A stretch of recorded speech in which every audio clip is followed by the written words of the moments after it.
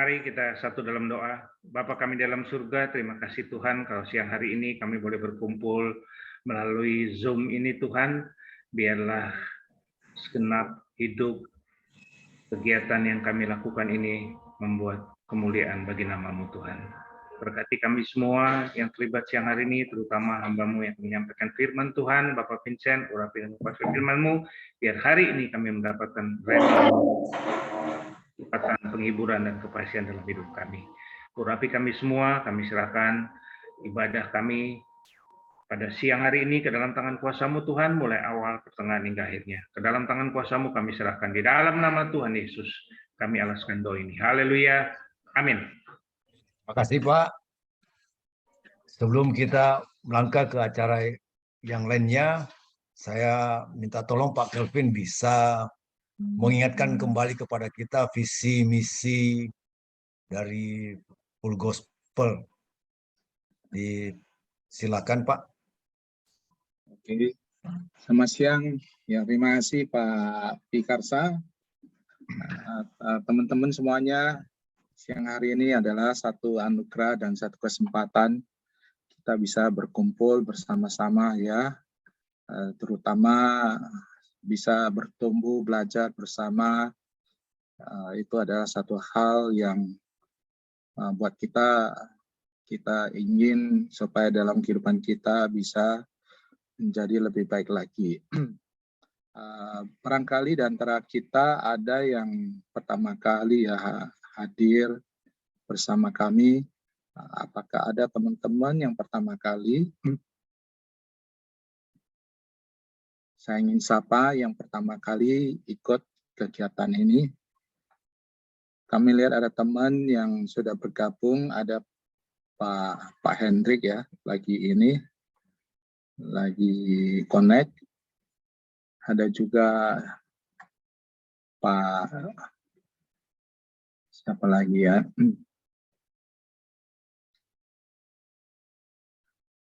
Ya Pak Hendrik ya, sudah ya. Ya. Sudah Pak Hendrik ya. Masih ada lagi nggak lainnya? Barangkali belum ya.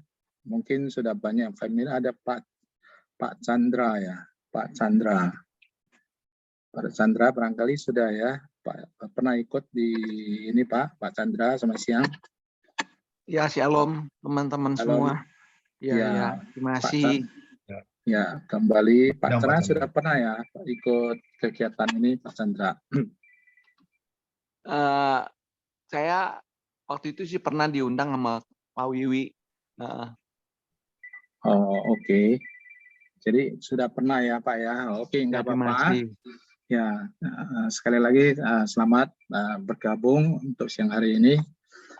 Saya ingin ceritakan share sedikit tentang visi misi daripada FGB MFI.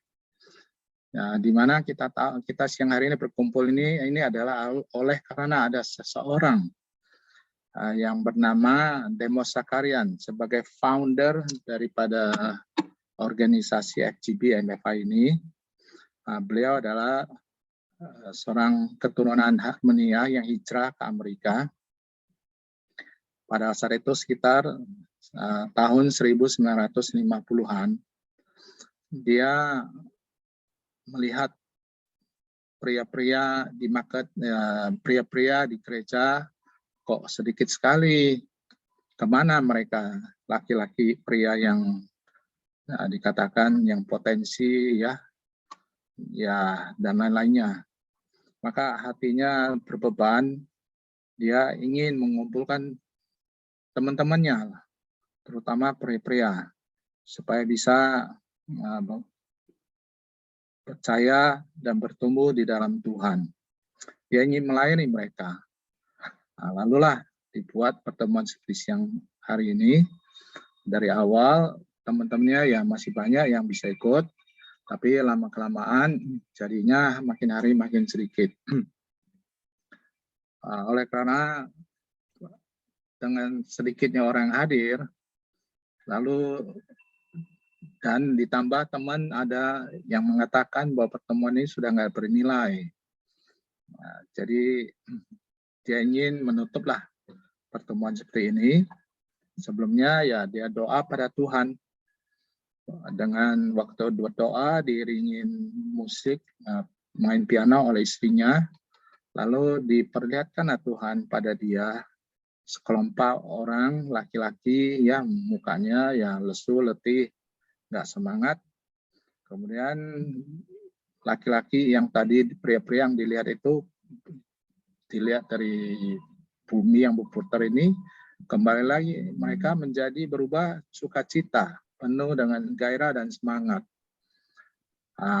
Pas esoknya hari H yang sudah ingin tutup pertemuan ini, datanglah seorang teman menyumbang $1.000.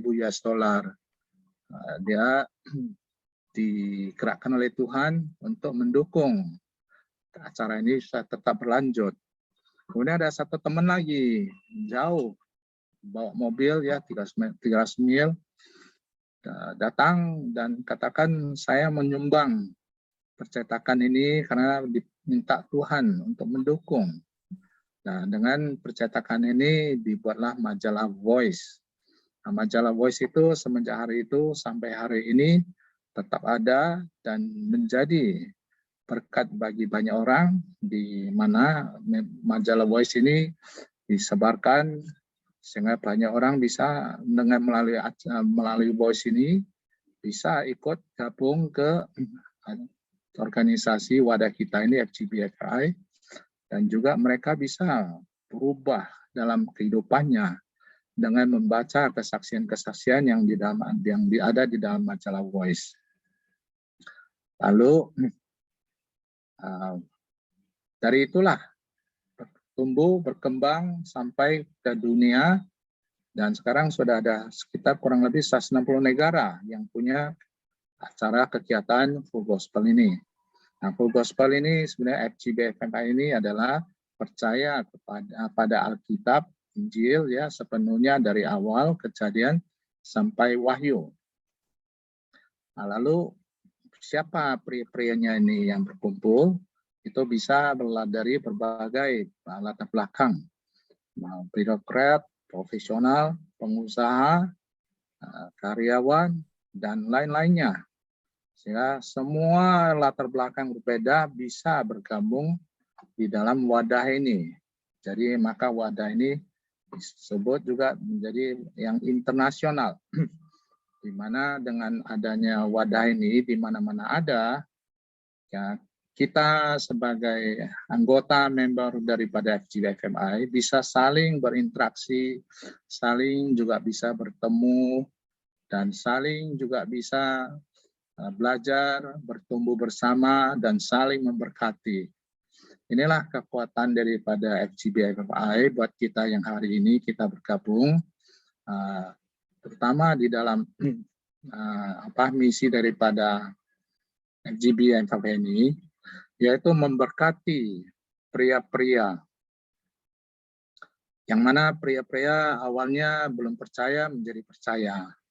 Dan setelah percaya, jadinya berubah di dalam kehidupannya dan menjadi baik dan menjadi berkat lagi bagi orang banyak, bagi keluarganya sendiri.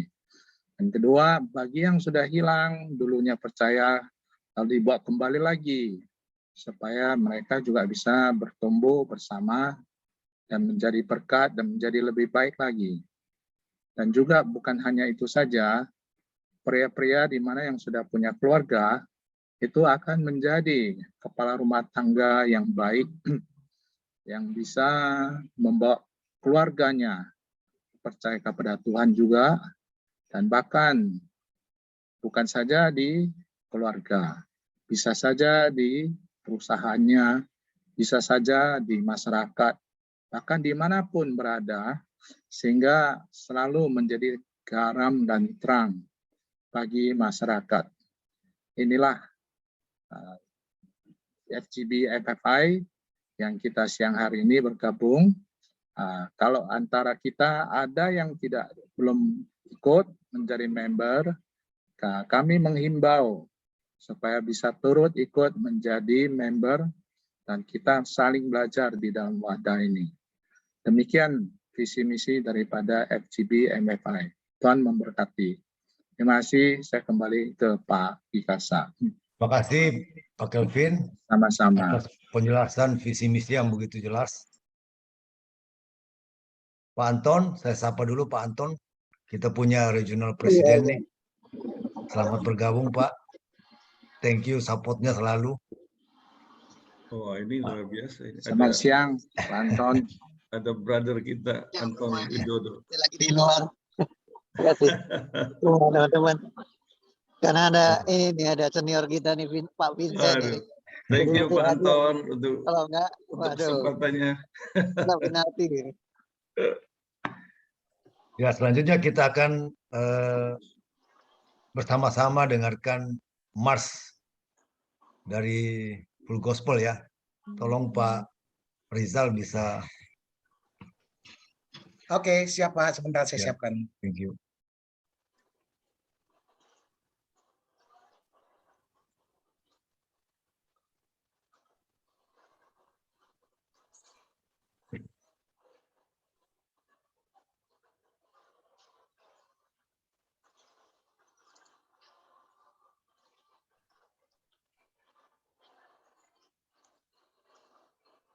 Suaranya belum.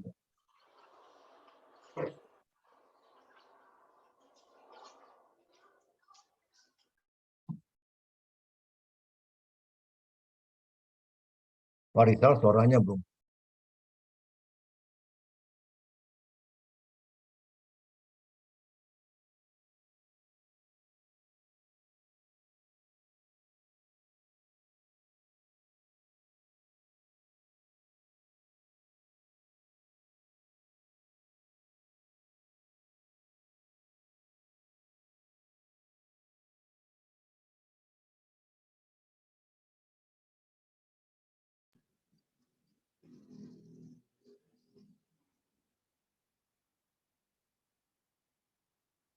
Suaranya.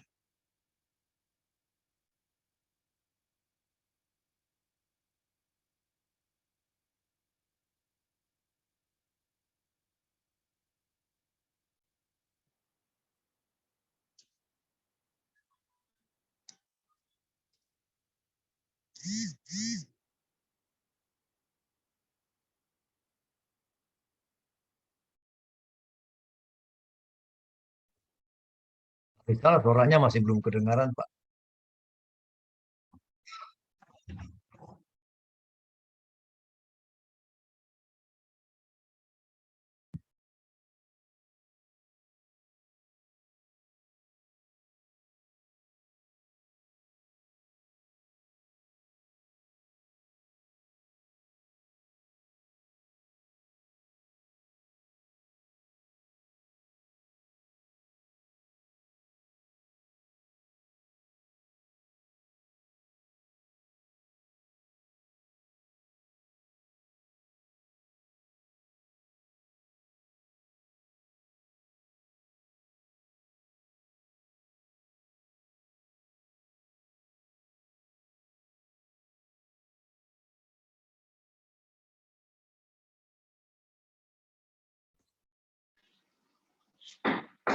Suaranya kagak ada ya?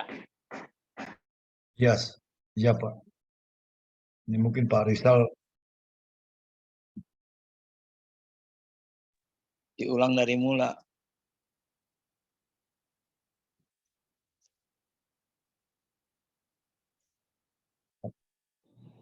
Apa kita nyanyi sama-sama Pak Vincent yang main gitar ya?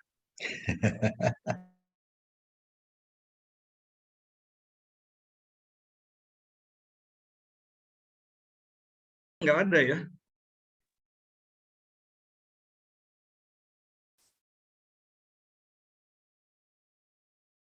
Belum di-connect ini Pak Rizal.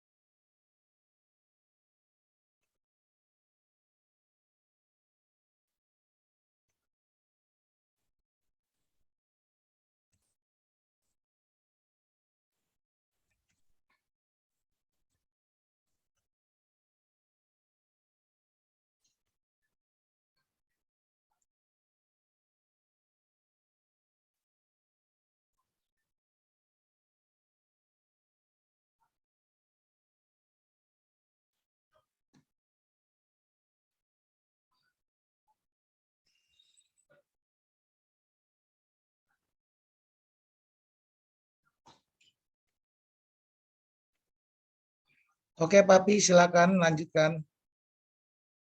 Ya, tadi suaranya nggak keluar, Pak Rizal. Oh, nggak keluar ya? Sorry. Iya.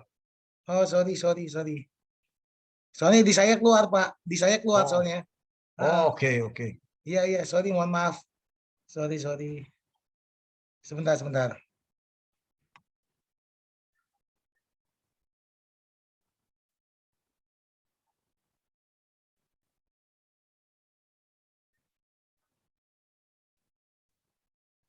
Sama juga, Pak. Belum keluar. Keluar nggak? Belum. Ini nggak keluar ya? Iya, enggak. Nggak keluar ya? Iya. Oh, sebentar. Dikoneksi pakai handphone aja, Pak. Baru suaranya dari handphone. Agak primitif sedikit, tapi suaranya kedengeran.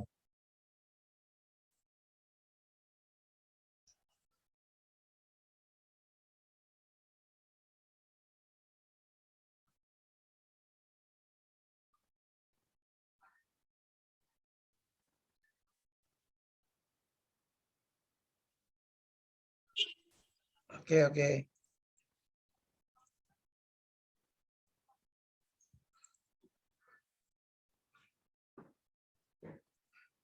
Oke, dilanjutkan dulu deh, Papi. Sorry, ini mungkin nanti coba ya.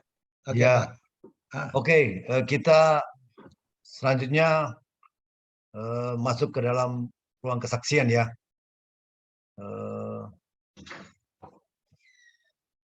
Minta tolong Pak David yang bawa sharing kesaksiannya. Siap. Shalom teman-teman. Ya. Shalom. Salam sehat selalu. Amin.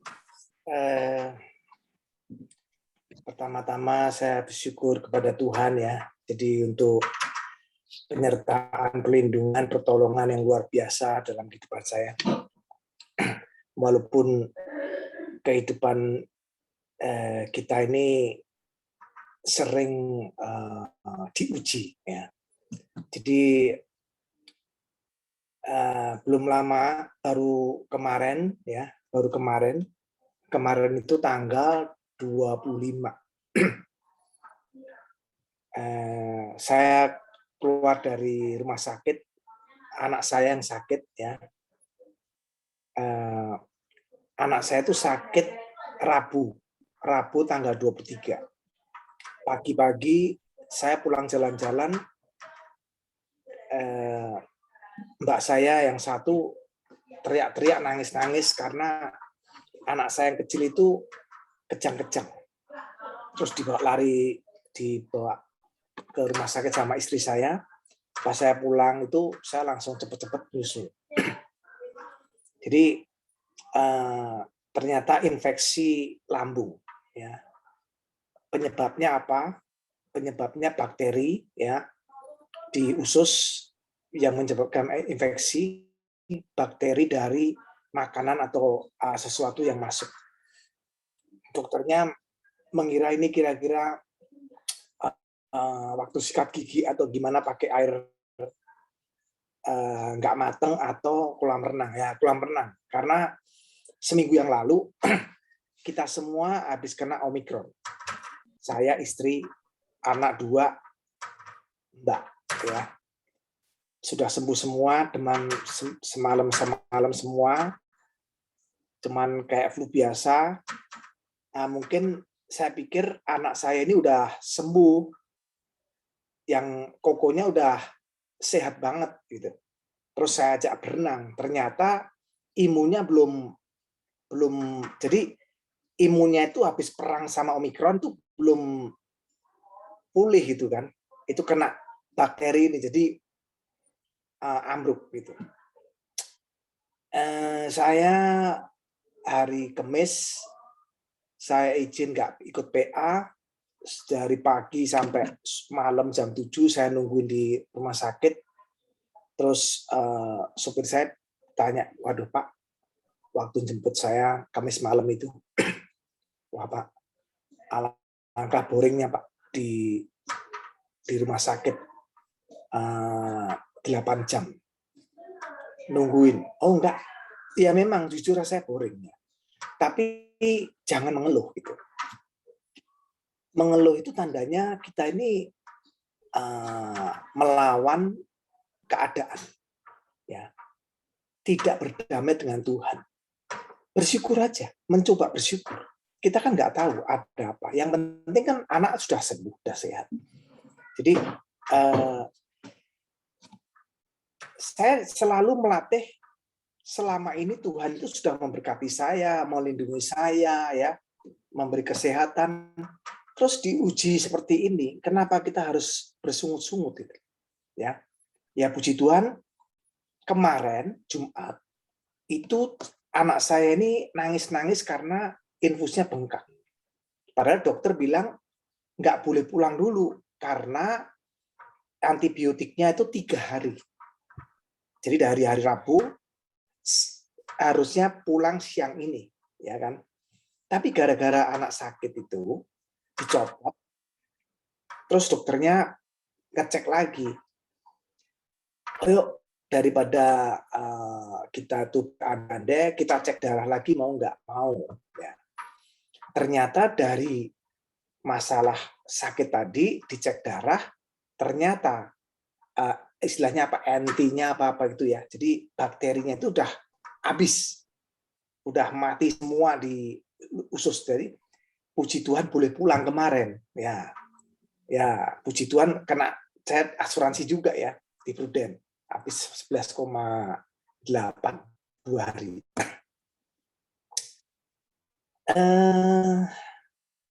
Hari ini sudah lari-lari, sudah sehat ya, puji Tuhan. Sebelum itu kita kena Omikron 1 minggu, semua kena Omikron. Sebelum itu lagi ya, saya baru ngopi-ngopi enak-enak di halaman rumah, itu ada orang pengadilan datang. Tanggal 15 ya, minggu kemarin, Selasa. Wah, ini orang pengadilan. Saya madep ya, karena kasus saya yang saya dituntut 10 miliar itu udah PK ditolak ya, yang PK lawan kita tolak, artinya udah inkrah itu. Saya pikir udah puji Tuhan bebas untuk kasus itu ya. Nah, pengadilan datang saya lihat, loh, saya shock sampai, kalau dulu pertama kali saya dituntut tahun 2012 itu, 2013 itu, saya megang somasinya ini tangannya sampai gemeteran gitu ya. 9 pengacara nuntut 10 miliar 340 juta. Nah, sekarang ini ya puji Tuhan karena saya yakin ya Tuhan kita Yesus Kristus itu selalu menolong kita, melindungi kita. Itu saya sudah buktikan ribuan kali. Setiap detik apapun itu saya bisa merasakan pertolongan Tuhan itu luar biasa. Sempat saya shock. Saya nggak tahu, saya telepon pengacara saya yang dulu. Pak Eko, ini ada undangan lagi nih. Tuntutan yang sama. Apa mungkin bisa, Pak? Aduh, Pak David, orang itu kok dendamnya luar biasa sama Bapak.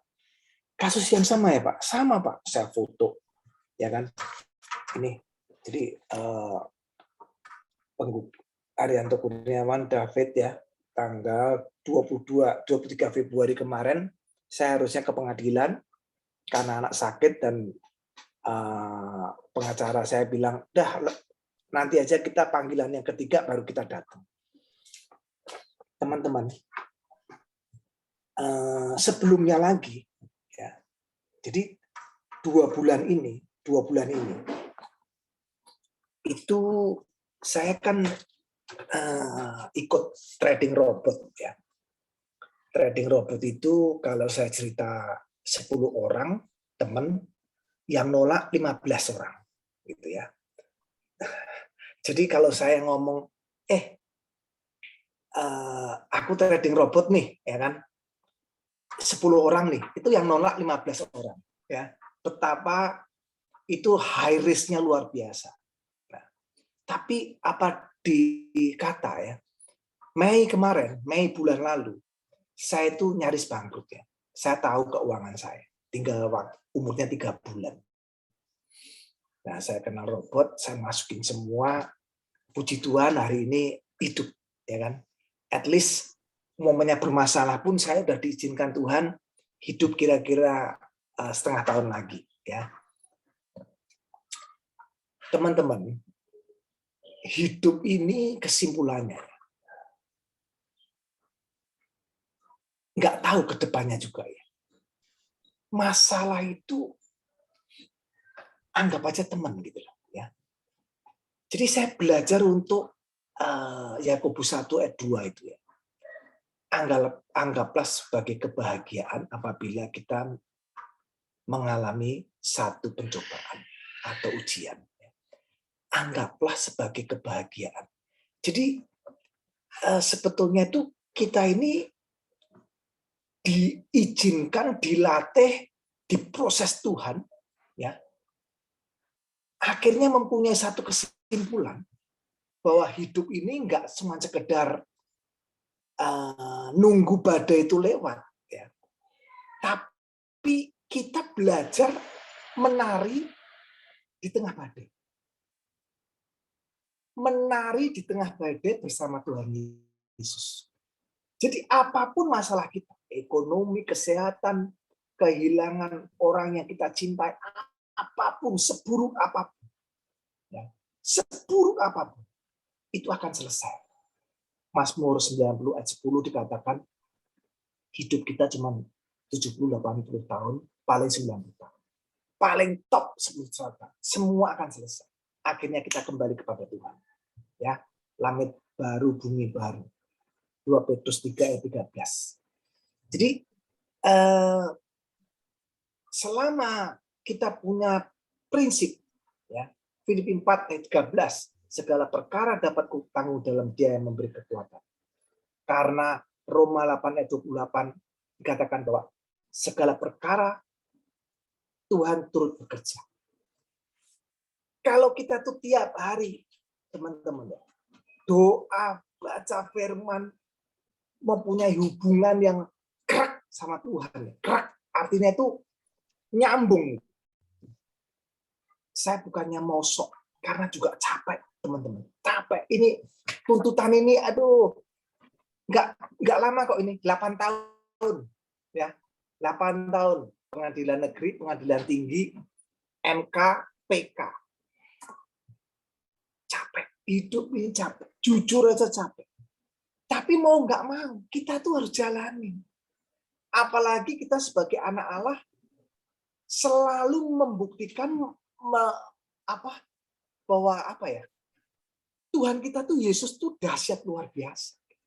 Ya, jadi teman-teman, pesan saya kesaksian, jangan takut ya. Kita harus belajar menari di tengah badai. Tuhan Yesus memberkati. Luar biasa. Thank you Pak David.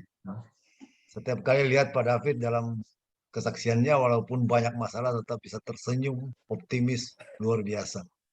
Ya, thank you Pak. Kudus Pak yang. Ya. Ya, kelihatannya kita sudah nggak sabar nih dengar sharing dari pembicara kita ini. Ya. Silakan Pak Vincent, the floor is yours. Oke. Ya. Baik, terima kasih Pak Pi. Terima kasih juga Pak David untuk kesaksiannya. Dan di sini banyak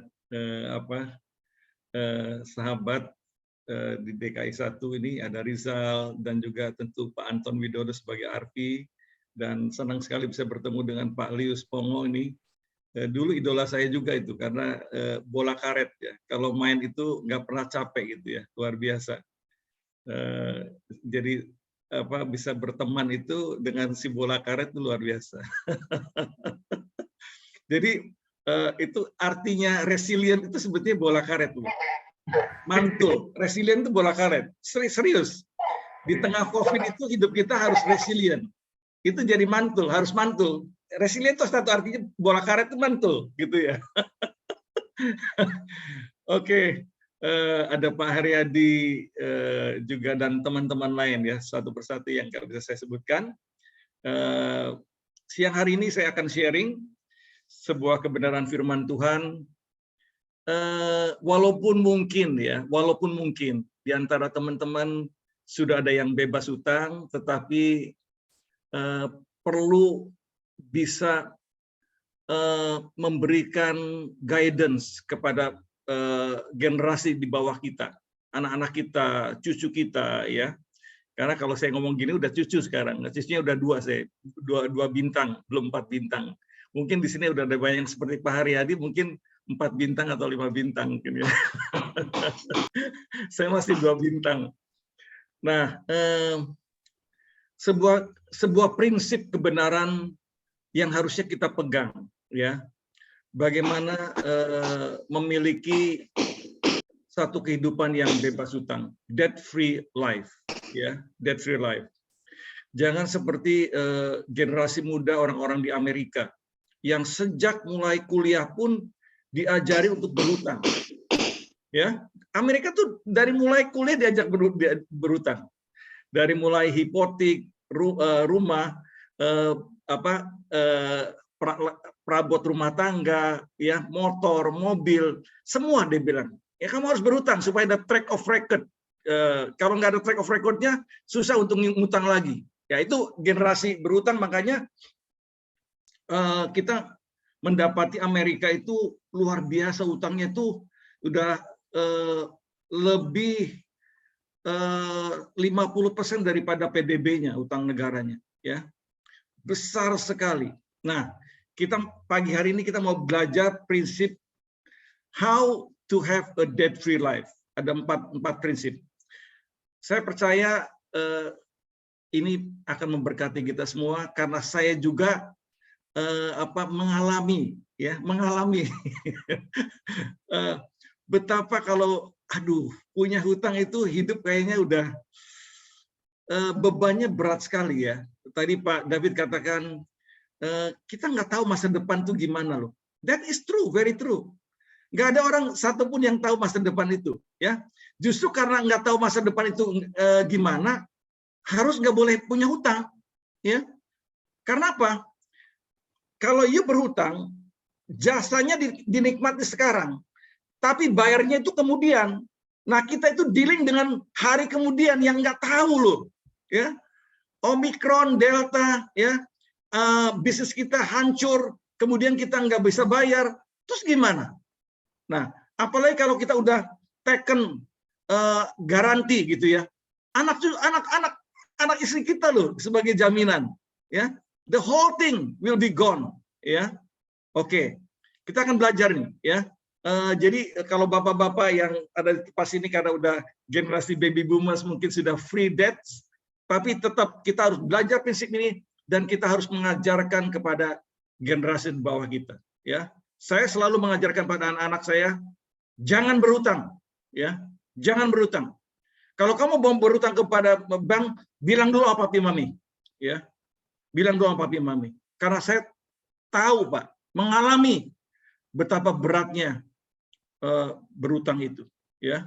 Saya akan berikan banyak contoh kehidupan supaya kita dibukakan, dicelikan, dan bisa mengajar generasi di bawah kita dan orang-orang lain, termasuk kalau Anda sebagai konsultan dimintain konsultasi, ya, you can give, ya, this 4 prinsip dalam kehidupan kita dari kebenaran firman Tuhan. Ya, saya akan share screen. Nah, inilah, this is the best idea, ya. Cita-cita kita, debt free life, ya. Jadi betul-betul debt-nya itu dibuang ke jurang sejauh-jauhnya, and then, betul-betul kayak apa? Ini apa? Promosi obat nafasin itu ya. Nafasin kan dibelit-belit gitu ya. Kemudian, now I'm free gitu ya. Nah, itu juga ada dalam penglihatannya Demos tuh, ya. Bagaimana orang-orang yang terikat rantai kemudian udah mukanya kuyu, nggak ada harapan gitu.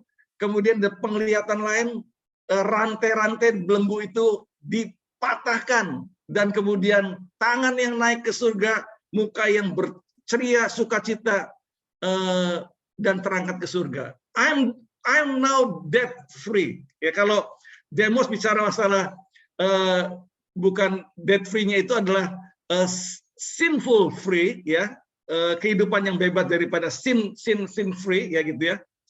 Kalau kita mau betul-betul bebas hutang, ya. Oke. Nah, ini sekedar angka makroekonomi Indonesia. Sebelum masuk sana, saya berikan briefly mengenai makroekonomi Indonesia. Indonesia itu utangnya besar sekali, brother, ya. Desember 21 itu 440 miliar US dollar, ya. Utang pemerintah 213 dan utang swasta kurang lebih sama lah, ya, 207 sama 213 gitu ya. Sorry, 223 dan 213 gitu. Kira-kira 440 miliar US dollar. Rasio utang kita dari GDP masih lumayan 30%, tapi rata-rata negara Eropa itu 80%. Amerika udah 130-an%, ya. Artinya seluruh pendapatan negara itu hutangnya, kalau negara-negara Eropa tuh tinggi sekali. Kalau Indonesia masih 30% tuh dari seluruh pendapatan jasa dan produk yang dihasilkan oleh Indonesia selama ini, itu 30% untuk adalah rasio utangnya, ya. Lumayan, masih lumayan aman, ya gitu ya. Tapi kalau utangnya besar sekali nggak aman juga, ya. Hanya Indonesia itu di bawah pemerintahan Jokowi hutangnya itu semua hampir digunakan untuk infrastruktur, dan khususnya tahun 2020 dan 2021 besar sekali untuk kesehatan, ya. Karena COVID ini besar sekali, ya. Lebih dari 500 triliun itu untuk biaya kesehatan, vaksinasi dan lain-lain. Jadi teman-teman, kita juga harus menghargai effort dari Pak Jokowi yang luar biasa, ya. Defisit APBN kita lumayan lah, ya. Kira-kira 2 sampai 2,5 dari GDP. Kalau menurut undang-undang sih nggak boleh lewat daripada 3%, kecuali tahun 2020 karena itu kasus khusus, ya.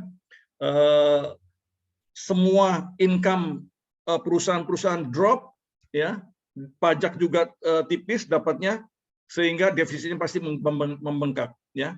Tapi puji Tuhan, tahun 2021 target pajak sudah melewati lebih daripada 100%, ya. Nah, cadangan devisa kita, teman-teman, lumayan bagus. Cadangan devisa kita ini the highest ever, ya. Tahun 2021 itu 144 miliar US dollar. The highest ever, ya. Jadi teman-teman jangan juga punya pemikiran, waduh, digoncang-goncang, jangan-jangan rupiah nanti bisa ke 17.000. No. Ya, salah satu pilar pokok, determinan pokok kuatnya ekonomi satu bangsa adalah cadangan devisa, ya. Dan tentu angka seperti inflasi itu juga turut mengambil bagian. Tapi cadangan devisa suatu negara itu penting sekali. Dan Indonesia pada posisi yang terbaik sepanjang sejarah, 140 sampai 145 miliar dolar. Jadi jangan dibilang dihembus-hembuskan, wah rupiah bisa jadi 20.000. Enggak. Kita harus punya hikmat, ya. Harus punya knowledge untuk itu, ya. Jadi please jangan digoncang, jangan dipermainkan oleh apalagi hoax dan sebagainya. Inflasi Indonesia cukup terkendali 3%, ya kira-kira. Nah, itu kira-kira gambaran makroekonomi Indonesia, teman-teman. Sebagai selintasan, memang ini sebagai prolog, saya mengkaitkan dengan situasi debt free tadi, ya. Saya percaya setiap negara juga ingin punya neracanya itu bebas hutang. Nggak ada negara di dunia itu yang mau berhutang terus. Tapi ya Indonesia ini dipaksa terus berhutang karena kebutuhan untuk infrastruktur dan lain-lain itu melebihi kemampuan negara menghasilkan lewat pajak. Jadi harus berutang terus, ya. Tapi sepanjang itu ada dalam rambu-rambu tidak lewat dari 35% dari GDP, I think still safe, ya. Jadi Ibu Mulyani, Sri Mulyani dan Pak Jokowi sebagai pengambil keputusan tahu tentang kebenaran ini, ya. Oke. Nanti kita diskusi juga, tanya jawab, ya. Nah, yang saya mau ambil firmannya itu adalah di dalam 2 Raja-Raja 7 ayat 1 sampai 2 Raja-Raja 4 ayat 1 sampai 7. Saya bacakan dulu backgroundnya karena cuma 7 ayat, tapi ini sangat dalam, ya. Saya bacakan dulu. Salah seorang dari istri-istri para nabi, ya, mengadukan halnya kepada Elisa. Elisa itu adalah nabi pada waktu zaman itu, penggantinya Elia, ya. Jadi Elisa itu punya para nabi-nabi di bawah dia. Nah, ini salah satu daripada istri para nabi yang di bawahnya Elisa. Dia mengatakan demikian, hambamu, suamiku, sudah mati dan engkau ini tahu bahwa hambamu itu takut akan Tuhan. Tetapi, dia bilang, sekarang penagih hutang sudah datang untuk mengambil kedua orang anakku menjadi budaknya. Nah, ini luar biasa, ya. Seorang yang takut akan Tuhan itu belum tentu free debt loh. Bisa ngutang juga. Ini nabi loh, ya, teman, ini kelasnya nabi loh, ya. Jadi jangankan pendeta di sini juga banyak yang ngutang gitu loh, ya. Tapi dangerous ini, ya, dangerous. Ini istri dari salah satu nabi di bawah Elisa, ya. Takut akan Tuhan tapi ngutang, ya. Dan konsekuensi utang pada waktu itu adalah di zamannya Elisa, kalau nggak bayar itu istri dan anaknya bisa jadi budak, ya. Itu konsekuensinya luas sekali. Nah, kemudian ayat 2, jawab Elisa kepadanya, apakah yang dapat kuperbuat bagimu? Beritahukanlah kepadaku apa-apa yang kau punya di rumah. Berkatalah perempuan itu, hambamu ini tidak punya sesuatu apapun di rumah kecuali sebuah buli-buli berisi minyak. Ya. Lalu ayat 3, lalu berkatalah Elisa, pergilah, mintalah bejana-bejana dari luar, daripada segala tetanggamu, bejana-bejana kosong, tetapi jangan terlalu sedikit. Kemudian masuklah, tutuplah pintu sesudah engkau dan anak-anakmu masuk, lalu tuanglah minyak itu ke dalam segala bejana. Mana yang penuh, angkatlah. Pergilah perempuan itu daripadanya, ditutupnya lah semua pintu sesudah ia dan anak-anaknya masuk. Dan anak-anak yang mendekatkan bejana-bejana kepadanya sedang ia terus menuang. Ketika bejana-bejana itu sudah penuh, berkatalah perempuan itu kepada anaknya, dekatkanlah kepadaku sebuah bejana lagi. Tetapi jawabnya kepada ibunya, tidak ada lagi bejana. Lalu berhentilah minyak itu mengalir.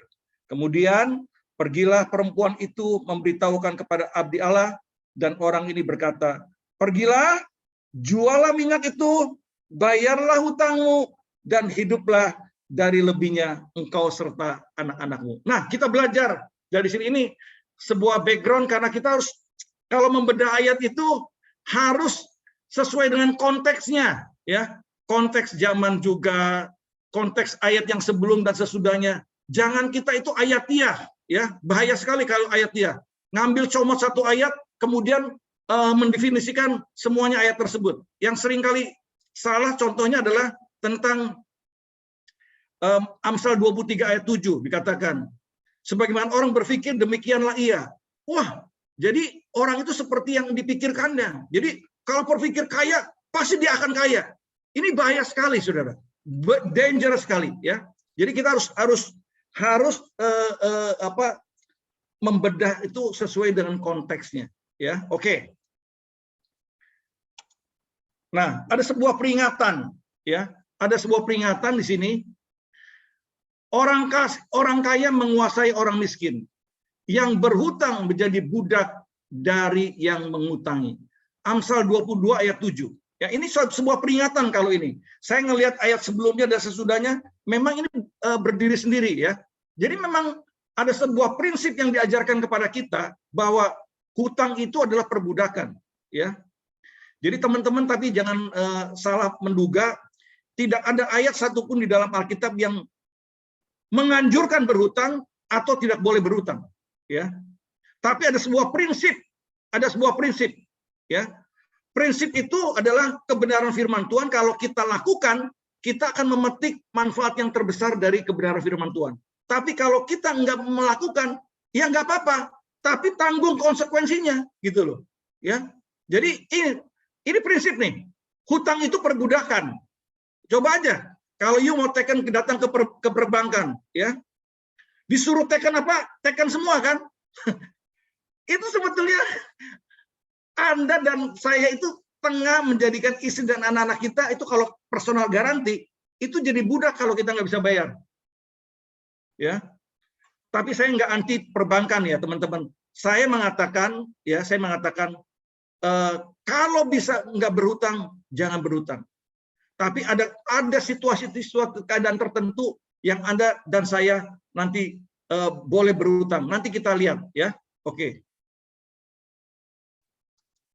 Nah, ini prinsip berhutang. Sebuah prinsip bukan tentang dosa atau tidak dosa, tetapi tentang konsekuensi yang akan diterima jika tidak melakukannya atau melakukannya. Jadi bukan soal dosa atau nggak dosa. Kalau jangan mengatakan, oh dia hutang banyak, pasti lu dosanya banyak. Enggak. Ini bukan soal dosa. Berhutang tidak dilarang atau dianjurkan di dalam Alkitab, ya. Tapi kebenarannya adalah Anda dan saya kita mau hidup yang bebas hutang. Itu kebenarannya, ya. Paradigma bebas hutang harusnya dimiliki oleh setiap orang percaya, ya. Dan kita harus mengajarkan kebenaran ini kepada generasi di bawah kita, ya. Generasi yang tanpa hutang. Saya percaya Pak Jokowi juga mau sebetulnya Indonesia bebas hutang, ya. Makanya kalau bisa bikin dengan semua kebijaksanaan, jangan jual barang-barang raw, ya. Carilah added value-nya, ya, nikel, ya. Cari diolah, jangan jual biji nikelnya, diolah jadi baterai, ya. Itu tujuannya apa? Supaya negara dapat pendapatan dan bisa pay off the debt, gitu ya. Itu Pak Jokowi itu bagus sekali, ya. Semuanya itu jangan yang kita kaya komoditas, ya, tapi dijual begitu aja, luar biasa, ya. Bayangkan coba ini kalau kita makan minum di McDonald aja nih Pak Lius, ya, itu harga kopinya cuma seceng sebetulnya 1000-an, tapi kita bersedia bayar 30-35 ribu, ya kan? Karena apa? Ada packagingnya, ada value-nya gitu loh, ya. Kalau dijual bubuknya cuma seceng, tapi udah di package jadi saban atau saban doang gitu. Nah, Pak Jokowi itu mau seperti itu gitu ya, jangan mesti ada added value-nya, ada proses lanjutannya, baru dijual. Kalau perlu orang asing yang mau biji nikel di Indonesia, bikin pabrik di sini, create tenaga kerja lagi. Wah, itu luar biasa, brilliant. Kita mesti bangga punya Presiden Jokowi, ya. Ini bukan soal politik ya. Oke. Nah, ini ada konsekuensi berhutang tadi, ya. Banyaknya pernikahan yang hancur. Benar, that is true, ya. Pelayanan yang terganggu atau terhenti. Rusaknya jutaan kehidupan. Yes. Kalau negara bangkrut itu banyak jutaan kehidupan yang rusak. Hancurnya berbagai bisnis. Saya ingat ketika Indonesia dari 2000-an kursnya itu jadi bengkak menjadi 15.000, waduh, konglomerat semuanya gulung tikar semua karena utangnya begitu banyak, saudara, ya. Nah, itu berapa banyak yang bergantung pada konglomerasi begitu. Itu termasuk jutaan juga hancur kalau di PHK, ya kan? Nah, saya cerita sedikit ini mengenai pernikahan. Beberapa tahun yang silam itu ada seorang teman baik. Tahun baik, dia seorang branch manager dari sebuah bank. Dia telepon saya, Pak Vincent, sambil suaranya terseduh-seduh, tolong Pak Vincent, bisa nggak kita ketemu? Oh ya, of course. Ada apa bro? Tapi saya nggak bisa cerita di telepon. Bisa nggak kita ketemu secara onsite? Ini sebelum COVID ya, saudara ya. Sebelum COVID. Akhirnya kita ketemu di Hotel Ciputra Grogol, ya. Nah, kemudian dia cerita sambil matanya berkaca-kaca, Pak Vincent, saya tuh lagi problem berat sekali. Saya mengalami istri saya sudah ngancam saya untuk bercerai ini. Ya, hutang saya besar sekali di perusahaan sekuritas. Nah, ternyata ya teman-teman ini juga panduan untuk investasi di pasar modal. Jangan pakai utang. Ya, nomor 1 nih, rule number 1. Don't use borrow money. Oke, ini panduan nomor 1. Kalau you investasi di pasar modal, don't use borrow money. Nah, dia utang kepada bank, ya, kepada perusahaan sekuritas, lalu dia cemplungkan di portfolio saham, dia jaminkan rumah pribadinya. Ketika pasar turun, ya, nah ini kembali nih, kita dealing with future. Future itu nggak tentu. Drop. Perusahaan sekuritas bilang kamu harus top up, harus nombok. Kalau enggak, kita akan eksekusi rumah kamu. Karena nilai portfolionya jauh di bawah nilai hutangnya, dia harus tombok gitu ya. Waduh, dia kebingungan, dia nggak punya uang. Dan perusahaan sekuritas ngancam, kalau gitu, kalau kamu nggak punya uang, rumah kamu kita jual supaya bisa tombokin uang kamu. Wah, dia ya itu udah bebannya itu kayak udah runtuh gitu kehidupannya ya, bebannya berat sekali gitu ya. Nah, kalau biasanya kalau orang yang kayak gini baru ingat Tuhan biasanya. Kalau dalam keadaan terpuruk ini baru ingat Tuhan gitu ya. Tapi kalau lagi enak-enak biasanya agak lengah gitu ya. Nah, lalu kemudian dia juga doa, puasa. Nah, jadi satu malam itu dia bermimpi. Mimpinya katanya 2 kali.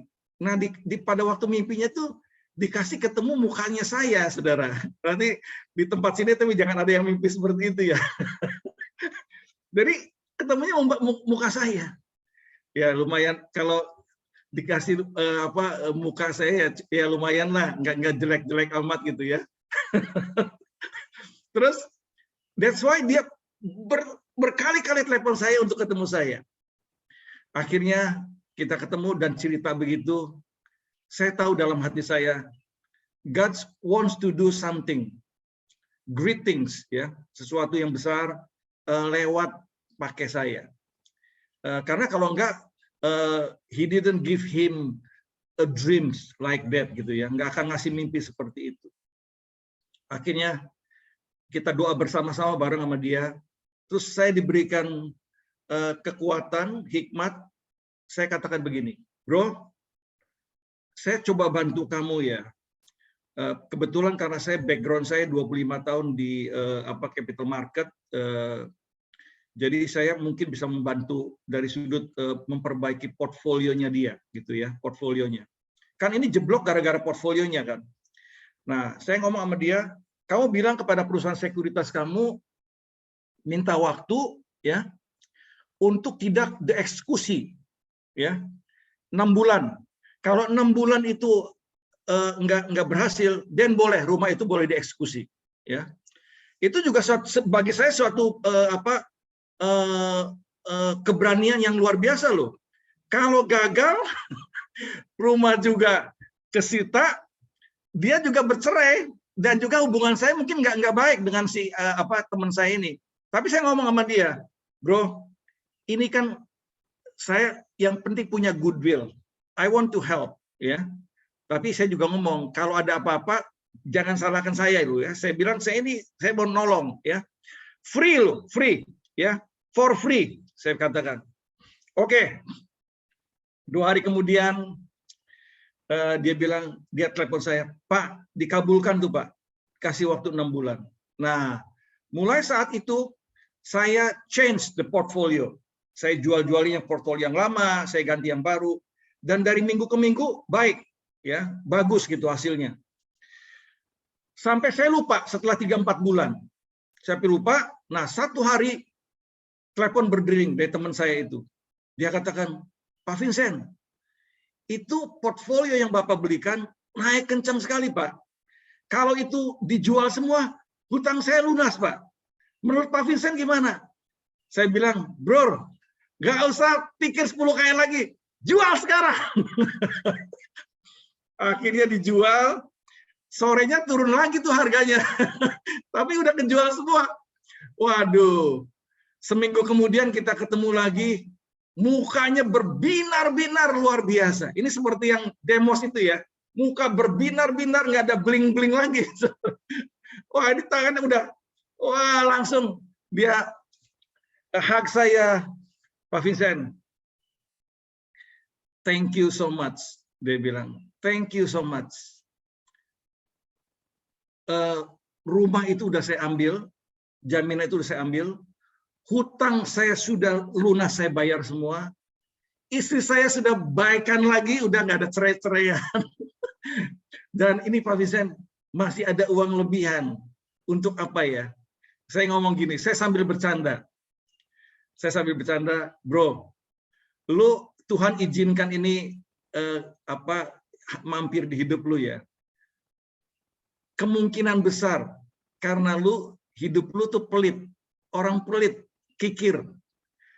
Terus saya kasih ayatnya di Amsal 28 ayat 22. Bunyi ayatnya begini nih Pak Lius. Orang kikir tergesa-gesa mengejar harta tanpa diketahuinya bahwa ia akan mengalami kekurangan. Tapi Amsal 11 ayat 24 25 luar biasa. Ada orang yang memberi tapi selalu berkelebihan. Ada orang yang menghemat luar biasa selalu berkekurangan. Ini luar biasa sekali. Saya bilang sekarang udah, lu kasih uang itu ke gereja lu ya untuk menolong orang-orang dan coba lu lakukan. Luar biasa ya teman-teman. Saya belajar satu hal begini dari juga kehidupan daripada Tuhan Yesus. Ketika kita lakukan kebajikan kepada orang lain, sekecil apapun, dan itu murni loh, murni, motivasi murni, gak ada udang di balik mentega ya. Orang yang ditolong itu akan dengarkan apa yang kita katakan. Dan dia akan lakukan. Coba kita ngelihat, banyak di Alkitab frase mengatakan seperti ini. Maka berduyun-duyun, berbondong-bondong. Orang datang untuk mendengar apa yang Yesus perkatakan. Karena apa? Karena he did so many miracles. Dan so many goodness. So many good things. Banyak hal lakukan kebajikan. Dan murni, maka orang banyak dengerin dia. Ya, makanya kebenaran-kebenaran ini kita harus lakukan dan benar-benar you will see people will listen to you and they will do whatever you advise. Mereka akan lakukan apapun nasihat kita. Ya, jadi ini sedikit mengenai banyak pernikahan yang hancur karena hutang. Ya. Terbuangnya triliunan rupiah dengan sia-sia yang sebenarnya bisa dipakai untuk membangun hal yang produktif. Kalau Indonesia itu 30% dari PDB Indonesia bebas, nggak perlu bayar lagi. Aduh, banyak sekali yang bisa dibangun dengan uang yang dipakai untuk membayar hutang. Ya. Nah, oke kita masuk sekarang ya. Itu prolognya aja 20 menit ya. Kita selesai jam 12 aja nggak apa-apa. Sorry jam 3. Bukan jam 12, jam 3. Oke. Belajar dari 2 Raja-Raja 4 ayat 1 sampai 7. Setiap utang pasti punya konsekuensi yang serius. Ya, tadi saya udah babarkan ya. Juga belum lama kalau nggak salah beberapa bulan yang lalu ketika ada seorang ABRI menolong sebuah keluarga ya. Dan kemudian anggota TNI ini di stop oleh 11 orang debt collector, di stop. Ternyata mobil itu belum bayar, saudara. Waduh, itu dikejar debt collector. Itu konsekuensi luar biasa. Belum lagi banyak teman-teman saya ngedengar kalau punya utang itu, utangnya udah lama nggak dibayar, itu nongkrong orang belasan orang atau minimal 2 atau 3 orang nongkrong di depan rumah, rokok pakai tatoan gitu ya. Gimana coba rasa masa merasa tentrem bagaimana gitu orang-orang kayak gitu ya, debt collector. Ya, tapi kejadian itu 11 orang itu kemudian akhirnya diringkus karena diviralkan ya. Tapi itu konsekuensi yang serius. Nah, di dalam hal ini, di dalam dua raja-raja, dua anaknya dijadikan budak. Itu luar biasa sekali. Jadi harus sangat bijaksana sebagai pengelola uangnya Tuhan. Kita itu berhubungan dengan masa depan yang tidak menentu. Ingat, susah untuk diprediksi. Tadi Pak David udah ngomong tuh, ya. The future, nobody can predict the future, ya. Setelah Delta, Omicron, nanti ada Deltacron, ada apa lagi, Megacron, apalagi ada Polytron, kita nggak tahu. Semua kron, we don't know. Nanti ada BA1, BA2, kita nggak tahu, brother. Ya, makanya Yakobus 4 ayat 13-14 tuh benar-benar memberitahukan pada kita very clear, you don't know. Jangan bilang yuk besok akan pergi ke kota anu akan untung. Enggak. Kita harus sepenuhnya bergantung kepada Tuhan, brother. Pakai hikmat kita dan selalu berkata, Tuhan, boleh enggak ya ini? Kalau itu sebuah prinsip kebenaran, tolong nih di perusahaan juga. Kalau nggak bisa mampu untuk nggak berhutang, jangan lakukan hutang. Better pakai internal resources, pakai sumber-sumber internal, ya. Berhutang itu dua sisi, saudara. Di sisi kewajiban itu pasti harus dibayar. You begitu sign, duit terima itu pasti kewajibannya udah muncul. Tapi bayarnya masa akan datang. Penghasilan income itu akan datang di masa yang akan datang. That we don't know at all. Ya, jangan katakan, wah ini udah pasti loh Pak, bakal dibayar. Belum tentu, brother. Ya, belum tentu. Termasuk dari BUMN pasti kata milik negara pasti dibayar. Buktinya BPJS banyak yang nggak dibayar kok. Jam sostek. Ya, saudara. Jadi, artinya apa? Hidup ini kita harus berhikmat. Ya, lakukan prinsip. Kalau memang firman Tuhan bisa nggak berutang, jangan berutang. Ya. Nah, prinsip pertama nih, teman-teman. Meminta pertolongan kepada Tuhan. Ya. Number one, kalau Anda dan saya terlilit hutang, number one, come to the Lord. Cry out to the Lord. Dengan doa, dengan puasa, ya. Ya, contoh seperti tadi teman saya itu ya, doa puasa. Katanya kalau ada teman senioritas saya yang di Tomang chapter mengatakan, Pak Vincent, banyak orang Kristen itu udah kaing-kaing kayak anjing itu baru datang pada Tuhan, udah kaing-kaing dulu. Jangan kaing-kaing dulu. Jadi memang betul-betul cry out to the Lord gitu ya. Nah, ini bagus sekali di sini dikatakan gini ya, di Mazmur 121 ini aku melayangkan mataku ke gunung-gunung, dari mana akan datang pertolonganku ya. Pertolonganku ialah dari Tuhan yang menjadikan langit dan bumi. Itu ya. Mazmur 121 ayat 1 dan 2. Nah, jadi Tuhan itu bisa menunjukkan kalau kita cry out, Tuhan bisa memakai segala cara, brother, ya. Bisa tunjukkan ada godly person, orang-orang yang saleh, orang-orang yang benar, ditunjukkan kepada kita untuk sebagai vehicle, sarana pertolongan Tuhan, ya. Janda ini datang kepada Nabi Elisa. That is true, man of God, ya. Orang yang luar biasa dipakai Tuhan Elisa ini. Membangkitkan orang mati pun sudah dilakukan oleh Elisa, ya. Benar-benar man of God, ya.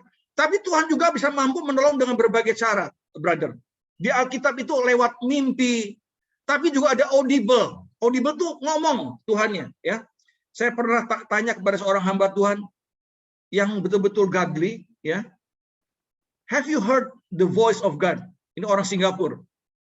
Pernah nggak you dengar suara Tuhan? Dia bilang, yes, I did. Dia bilang, I did fasting for 30 days. Dia bilang, dia lakukan fasting 30 hari. And the last day, hari yang ke-30, God spoken to me. Dia bilang, Tuhan berkata kepada saya. Jadi, Tuhan bisa lakukan juga audible. Ya. Bisa juga nanti ngomong, Hai Lius Pongo, gitu bisa gitu ya. Hai Vincent Wijaya. Jadi, God is mighty gitu ya. Tuhan maha kuasa. He can do anything. bisa lewat mimpi, lewat firman Tuhan yang mencelat keluar dari firman yang kita baca, bisa juga lewat nubuatan, lewat vision seperti Demo Sakarian dan lain-lain. Anyway, ya, Tuhan bisa pakai. Nah, salah seorang dari ini saya bacakan tadi, salah seorang dari istri dari para nabi mengadukan halnya kepada Nabi Elisa sambil berseru. Kita udah bacakan, hambamu ini suamiku seorang yang takut akan Tuhan, tapi sekarang sudah ada penagih. Ya udah, debt collector is there gitu ya. Ada penagih hutang udah di sana untuk mengambil kedua orang anak. Wah, luar biasa sekali ya.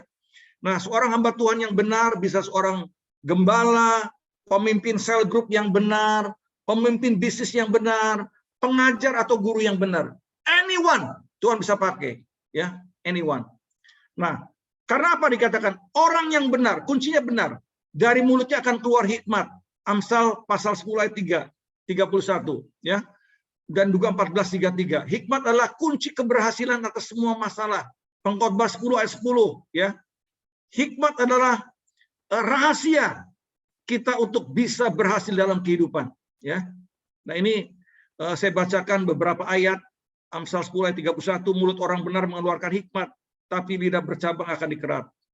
Lalu Amsal 14:33 berkata, hikmat tinggal di dalam hati orang yang berpengertian, tetapi tidak dikenal di dalam hati orang yang bebal. Ya, nah ini Pengkhotbah 10 ayat 10.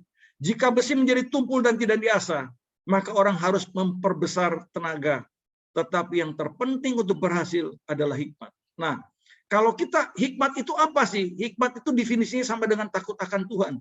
Ayub 28 ayat 28 mengatakan, sesungguhnya takut akan Tuhan itulah hikmat. Saya kemarin bicara di acara Gereja Baptis untuk young men, untuk orang-orang muda antara 19 sampai 29. Saya mengatakan, kalau Anda nih anak-anak muda belum punya jodoh, apa kriteria untuk cari jodoh? Saya katakan, cuma 3 aja kriterianya. Number 1, takut akan Tuhan. Number 2, takut akan Tuhan. Number 3, takut akan Tuhan. And the rest, God will provide you. Benar. Jadi ini kalau kita punya anak yang punya takut akan Tuhan, udah kita aman lah Pak. Ya, pasti hidupnya nggak akan kekurangan. Karena dia akan punya hikmat. Dan hikmat itu setidak-tidaknya hidup kita akan dicukupkan Tuhan. Amin. Ya. Nomor 2, prinsip nomor 2. Ya. Tuhan akan menolong dari apa yang kita punya. Ya.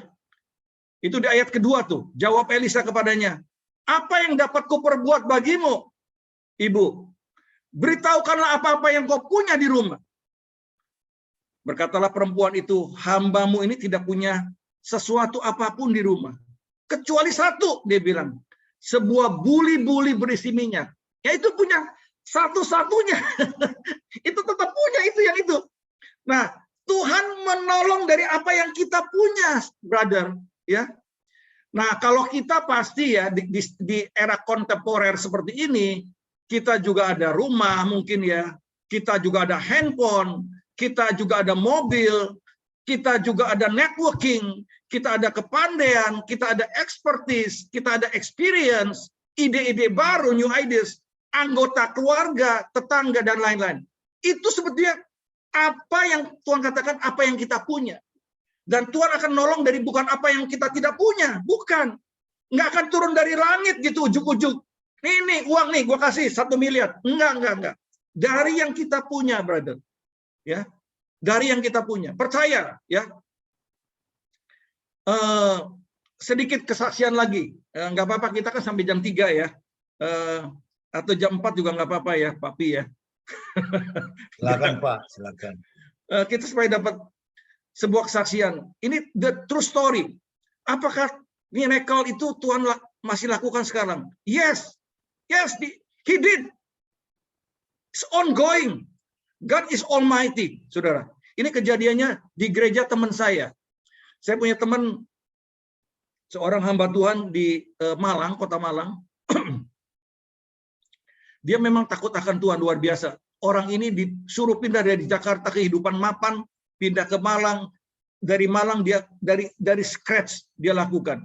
Dan saya teman baik sekali. Hampir sebelum COVID itu hampir setiap tahun khotbah 1 atau 2 kali di gerejanya dia. Ya.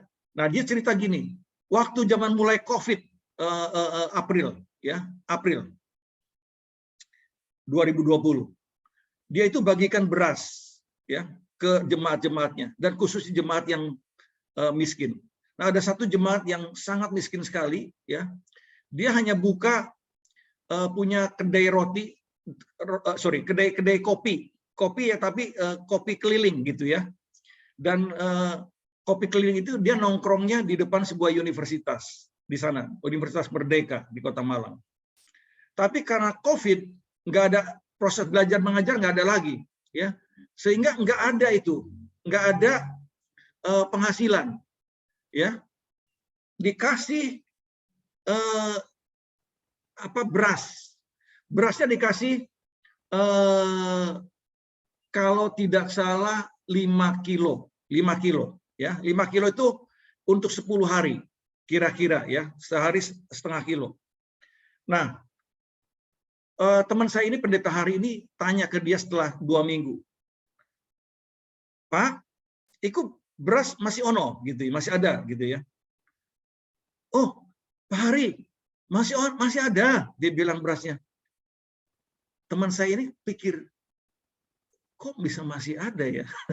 Dia tanya, Pak, kue sehari itu bikinnya berapa sih kira-kira? Dia bilang 2 centong kira-kira setengah kiloan lah ya, kira-kira sehari.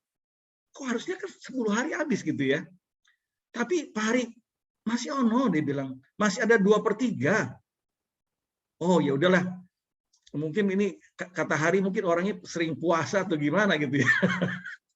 Nah, kemudian dia 2 minggu lagi tanya, berasnya masih ada Pak?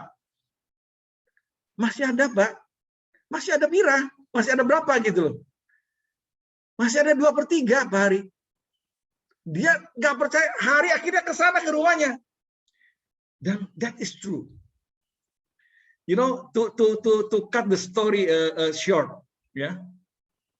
Itu jadi geger, semua orang ngelihat ke sana. Tapi Hari ada ngomong gini, Pak, orangnya ini kan sangat patuh sekali kepada gembala gitu. Hari ada ngomong, kalau nanti ini sudah situasi udah semakin membaik dan Bapak dapat penghasilan lagi, mungkin itu akan berhenti loh Pak, beras itu. Ya. Jadi ini berasnya nggak pernah berhenti, nggak pernah habis gitu ya. Dan total ada di dalam khotbahnya dia. Kira-kira itu semuanya tuh lasting 100 hari. Sampai kemudian dia jualan kopi, sudah ada proses belajar mengajar lagi. Dia menghasilkan kopinya. Dan berasnya baru habis. Itu 100 hari. Yang seharusnya 10 hari jadi 100 hari. Jadi artinya apa teman-teman? Tuhan itu masih mengerjakan mujizatnya sampai sekarang. Oke? Jadi don't worry at all about our God. Tuhan itu adalah Tuhan yang hidup, yang dahsyat dan perkasa. Tuhan masih bekerja sampai dengan sekarang. Kalau Yesus berkatakan, Bapakku masih bekerja sampai sekarang, aku pun masih bekerja, ingat baik-baik. Kita nih yang masih hidup juga harus bekerja. Bekerja apa? Untuk ladangnya Tuhan, menjangkau jiwa-jiwa bagi Tuhan. Kita katakan amin. Kita belikan emoticon yes. Oke? Ya, jadi dari apa yang kita ada, bukan apa yang tidak kita ada. Ini lihat nih gambarnya. 2 anaknya ini nuangin terus bejana-bejana, ya, sampai bejana yang terakhir, dan kemudian stop bejana itu. Nah, kita nanti akan lihat prinsip yang keempat, ya. Nah, prinsip yang ketiga ini bagus sekali nih, 2 Raja-Raja 4 ayat 1-7 ini, ya. Tuhan menghendaki kita bekerja keras dan rajin dengan apa yang kita miliki. Kalau kita udah ada jawaban daripada Tuhan, we must do our part, gitu ya. Kita lakukan bagian kita, brother. Jangan kita berpangku tangan. Si hamba ini, janda ini, Enggak berpangku tangan loh. Ya, ini kata-kata ini, maka dia pergi, minta, tuang, angkat, mendekatkan, itu semua kata kerja. Orang ini bukan malas, brother. Ya, banyak orang-orang Kristen yang lebih malas daripada orang-orang yang nggak percaya. Disangkanya Tuhan memang maha ajaib. Betul, Tuhan kita maha ajaib. Tapi Anda dan saya harus lakukan bagian kita. Kita nggak boleh malas, saudara. Kita harus bekerja keras. Kita rajin, kita persisten, kita ulet. Orang Kristen harus lebih kerja keras, harus lebih rajin, lebih ulet daripada orang-orang yang nggak percaya. Ya. Dan Tuhan marah sekali dengan orang yang pemalas. Coba Anda lihat nanti di kitab Amsal itu semua berisi mengenai orang-orang malas. Nggak akan dapat apa-apa. Orang malas pasti akan miskin dan lain-lain. Ya, kita dapatkan di dalam ayat 3-5 dikatakan, pergilah, mintalah bejana-bejana dari luar daripada segala tetanggamu, bejana-bejana kosong, dan jangan terlalu sedikit. Kemudian masuklah, tutuplah pintu sesudah engkau dan anak-anakmu masuk, dan tuangkanlah minyak itu ke dalam segala bejana. Mana yang penuh angkatlah. Pergilah perempuan itu daripadanya, ditutupnya pintu sesudah dia anak-anak yang masuk, dan anak-anaknya mendekatkan bejana kepadanya sedang ia terus menuang. Ya, kata-kata itu tadi saya katakan, pergi, minta, tuang, ketok, nggak gampang loh, saudara. Kalau orang malas tuh ngetok itu, aduh malas deh. Malas, kalau lu malas lu nggak dapat apa-apa. Ini janda ini ngetok pintu satu persatu dan nggak sedikit loh. Itu juga harus nggak punya rasa malu juga ngetok gitu, minta bejana ya. Nah, coba kita belajar satu hal. We have to be diligent, harus rajin, persistent, ya. Nah, ini ada di Amsal 12 ayat 27, orang malas tidak akan menangkap buruannya, tetapi orang rajin akan memperoleh harta yang berharga, ya. Kemudian di Amsal yang lain, ayat 24 dikatakan, Amsal pasal yang sama, tangan orang rajin memegang kekuasaan, tetapi kemalasan mengakibatkan kerja paksa. Dan kemudian di Amsal 6 ayat 6 sampai dengan 8, kita dipaksa untuk belajar kepada semut binatang yang paling rajin, yang nggak malas, yang menyediakan makanannya di musim panas. Ya. Itu karena di musim pendingin dia udah musim panas rajin terus.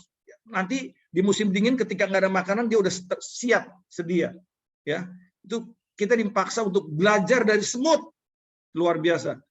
Pasal 6, Amsal pasal 6 tuh belajar dari semut. Ya.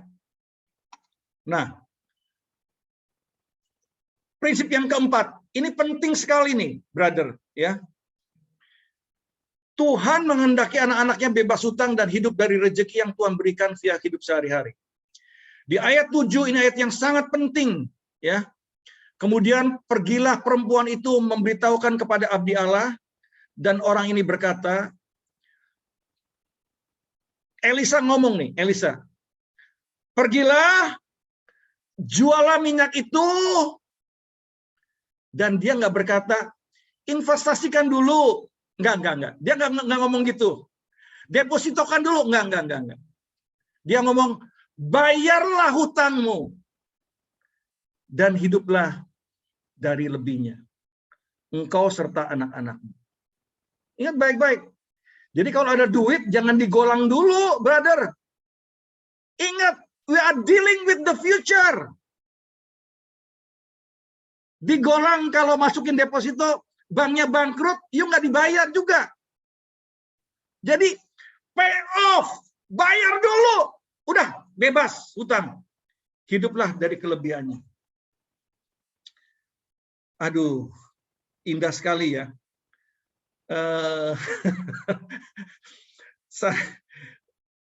Kalau ini sedikit cerita lagi ya, cerita itu kan ilustrasi bagus sekali ya. Karena seorang pengusaha di Texas ini, waktu booming minyak, ya, dia bikin toko sepatu. Dari satu toko sepatu, karena dulu orang booming minyak itu mungkin 2-3 bulan, walaupun sepatunya masih bagus, beli sepatu lagi gitu ya. Jadi orang ini, pengusaha ini sepasang suami istri, menuai banyak dari keberkahan minyak, ya.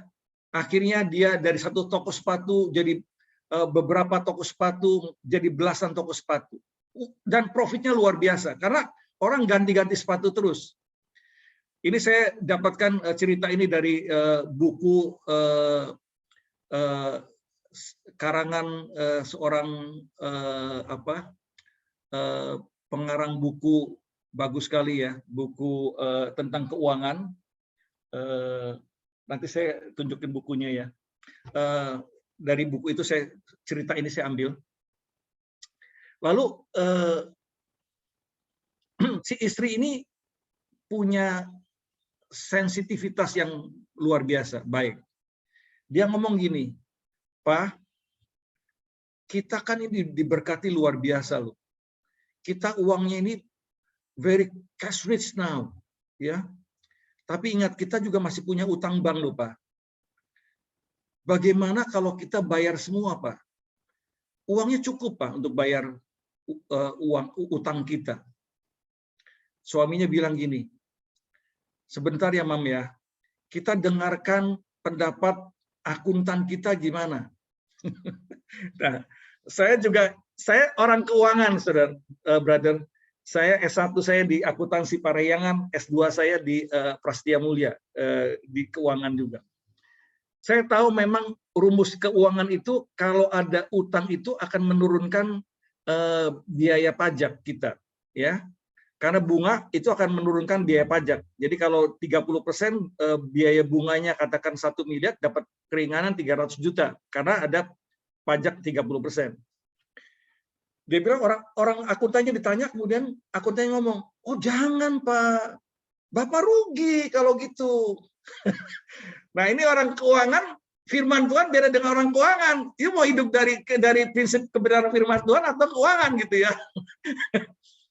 Suaminya ikutin akuntan. Nah, tuh kan Mam, akuntan kita bilang nggak usah Mam, udah kita lakukan gini aja, kita stay aja, ya. Brother, booming minyak itu tidak selamanya akan booming minyak, ya. Buku tadi karangan Larry Burkett, ya, bukunya bagus sekali. Itu Business by the Book, judul bukunya. Nah, lalu booming minyak berakhir, ya, dan mulai tokonya seret. Yang tadinya mungkin 2-3 bulan ganti sepatu, sekarang 1-2 tahun baru ganti sepatu karena pendapatan minyaknya turun. Akhirnya satu demi satu toko itu mesti dilego untuk bayar hutang. Dan dia ingat, akhirnya suaminya kalau udah dari belasan toko sekarang tinggal satu lagi baru ingat dia. Coba ya Mam, kalau dulu ikutin saran pendapat Mama, waktu punya duit kita settle semua utang, kita akan punya belasan toko. Brother, ingat baik-baik ya. Ini, pergilah, jualan minyak itu, dapat duit nih, bayar, dan hiduplah dari lebihnya. Don't wait. If you have cash now, pay off your debts. And living from the excess, dari lebihnya. Ya, ini bagus sekali ya. Debt itu seperti time bomb. Itu mesti cepat-cepat digunting ini, Pak Pi, Pak Lius. Mesti digunting. Oke. Apa yang kita bisa petik ya ini? Hindarilah berhutang kecuali sangat diperlukan, ya. Hindarilah menandatangani jaminan sebuah pinjaman, ya. Jangan jadi sebagai penjamin hutang. Kalau Anda mau nolong, jangan jadi penjamin. Lu nanti yang sama dengan yang berhutang, ya. Waduh. Ini juga bisa lama lagi kalau cerita kayak gini. Tapi udahlah, intinya jangan seperti itu, ya. Hindari hutang jangka panjang. Di Alkitab kita di Ulangan 15 ayat 1, 7 tahun. Ya, itu kalaupun utang, ya. Maksimum jangan 15-20 tahun. Tapi itu pun harus punya hikmat. sangat-sangat perlu sekali, ya. Saya juga punya utang dulu, saudara, ya. Waktu saya kerja di Bank Bali dulu, sekarang udah jadi Bank Bali udah nggak ada, jadi Bank Permata, ya. Dulu saya sebagai karyawan dikasih 30 kali gaji utang. Waktu itu bunganya murah sekali, setengah daripada deposit rate. Ya saya ambillah, ibaratnya saya merem aja, saya ambil itu, saya depositokan aja, untungnya setengah daripada bunga deposito gitu ya. Nah tapi itu pun berbahaya teman-teman, karena saya belikan rumah. Emangnya kita akan selamanya kerja di Bank Bali? Kalau di PHK terus gimana? Bayarnya pakai apa? Itu kan sekali lagi kita dealing with the future, ya kan? Tapi pada waktu itu saya mesti ambil karena istri saya masih bekerja. Jadi ada cushion, ada pengaman gitu. Kalau saya ada apa-apa, ada istri saya yang bisa tombokin, dan kita utangnya nggak begitu besar. Bunganya tuh kecil sekali bunganya. Ya waktu itu bunga deposito 6% kalau nggak salah. Itu bunga sebagai karyawan 3%. Jadi kecil sekali lah, dan itu bisa 25 tahun. Saya ambil. Tapi harusnya jangan panjang-panjang. Tapi waktu itu juga saya, begitu saya dapat bonus, saya cepat pay off dulu semuanya, saudara. Pay off, ya. Bayarlah hutangmu, ya. Kalau orang fasik ngutang tapi nggak bayar, saudara. Jangan jadi orang fasik, ya. Oke, ini tadi udah dapat ya, resiko dari hutang, menekankan kembali dapat membuat kita kehilangan pimpinan Tuhan, ya. Nggak ada tuh di dalam Alkitab yang menunjukkan bahwa Tuhan memimpin seorang via penggunaan pinjaman, nggak ada. Tuhan menuntun saya untuk saya pinjam, jarang. Itu di Alkitab nggak ada. Berutang dapat menunda keputusan yang penting. Aduh, ini pelajaran dari Garuda Indonesia, utangnya luar biasa banyak sekali. Nah, kalau Anda mau ambil portfolio, janganlah ambil portfolio perusahaan yang banyak utang, saudara. Bahaya, ya. Yang bebas utang harusnya. Yang profitnya luar biasa gede, utangnya sedikit, itu pasti aman ya. Dia punya mesin pencetak uang gitu. Kalau ada investasi. Berutang dapat menciptakan tekanan-tekanan yang tidak perlu. Ancaman bisnis, rumah disita, ya, itu merupakan tekanan. Ini Mazmur 37 ayat 25-26, saya bacakan. Dahulu aku muda, sekarang aku telah menjadi tua, tetapi tidak pernah kulihat orang benar ditinggalkan. Anak cucunya meminta-minta roti. Tiap hari ia menaruh belas kasihan dan memberi pinjaman. Dan anak cucunya menjadi berkat. Umat Tuhan perlu mematahkan jerat hutang dan menjadi orang-orang yang memberi pinjaman, bukan orang yang meminjam berutang. Oke, this is the last page. Last page. Semuanya boleh unmute. Kita katakan bersama-sama. Mudah-mudahan ini adalah situasi yang kita hadapi dan atau yang kita akan hadapi. Ya, 3 kali. I am debt free. 2. I am debt free. I am debt free. Debt free. I am debt free. 3.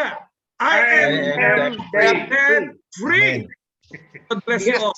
Oke, 1 jam lebih tuh, Pak Papi. Thank you, Pak Vincent. Thank you, Pak Vincent. Luar biasa ini. Sharing dari Pak Vincent dari pengalaman real ya, dan juga sangat memberkati. Saya lihat ada beberapa chat di chat room juga merasa terberkati.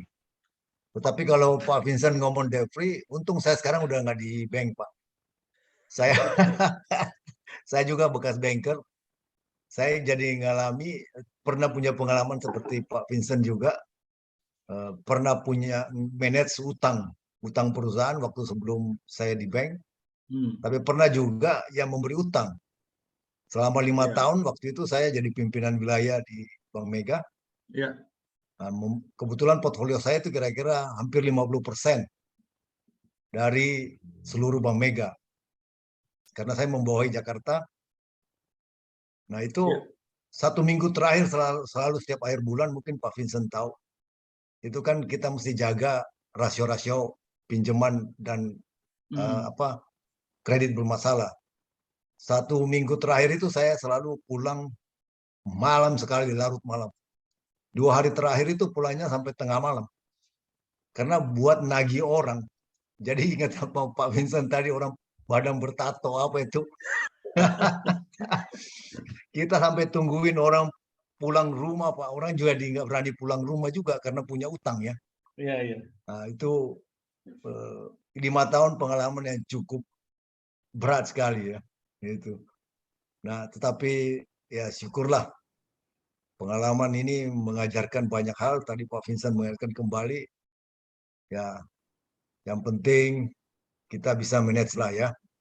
Mungkin nggak bisa 100% khususnya para bisnismen.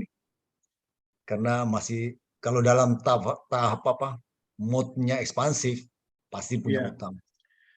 Nah, kebetulan saya satu alma mater juga sama Pak Vincent. Kita percaya juga nih, waktu sekolah kan, rasio utang terhadap kita punya uang sendiri, itu nggak boleh lebih dari 30% katanya. Iya, betul. Kalau mau hidup tenang. Nah, tinggal bapak-bapak yang bisnismen yang masih ekspansif, ya jaga utangnya jangan gede-gede. Harus punya cushion, Pak. Harus punya pengaman. Makanya 30% itu ada 70% cushion kan istilahnya kan. Ya, thank you. Kita mau buka ruang tanya jawab, nggak ada yang tertarik? Boleh. Masih ada 15 menit kan? 15 menit. Ya,